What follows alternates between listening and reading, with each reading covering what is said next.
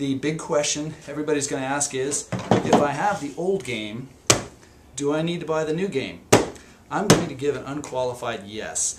If you expect to play this game throughout the rest of your life, and I kind of do, there's a lot of new material here.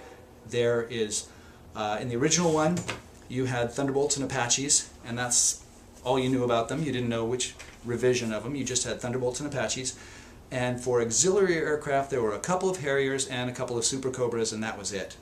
In the new one, we have the F-16, we have the AC-130, we've got UAVs. So we've got new toys in that respect. And I think that counts for a lot, especially when you add to that we also have, where are they over here, we also have a couple of new weapons. Here you just had rocket pods, even though we all know that there's 7 rocket pods and 19 rocket pods. Here you got 2 different rocket pods, and there's a couple of other added munitions in here too. So there's more toys. The pilot stress and shaken status, this one was clumsy. This is the new one that's been introduced in, it was either introduced in Hornet Leader 2 or maybe it was in Phantom Leader, I'm not sure. But the new one is better. It's just more streamlined. These components obviously much more attractive. The other key upgrade, and this is not going to matter to everybody, but I think it's kind of a big deal. With this version, as I said, they were just Thunderbolts and Apaches. You didn't know if it's an A-10A or an A-10C or what.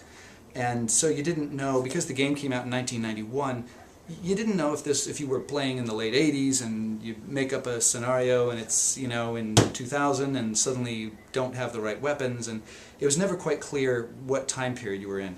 In the new game, that's all cleared up. We have campaigns here that are, depending on the time period, which might be from anywhere from 1984 all the way up to 2014, so they span 30 years. You have different weapons, you have different targets, you have different aircraft. The A-10A, where is the list on here?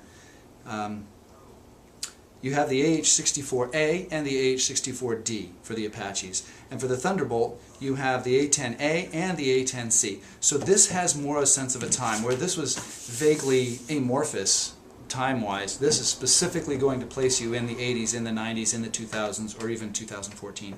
And that, to me, that's just kind of an important little detail.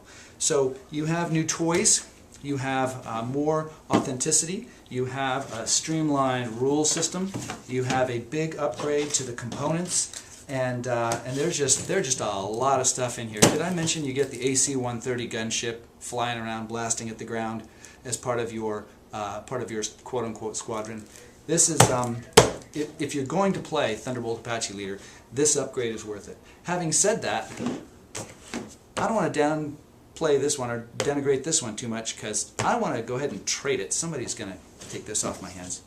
So that would be a look at the components and a quick look at it. I'm looking forward to playing it in the next few days a couple times and give you some more feedback after that. In the meantime, enjoy.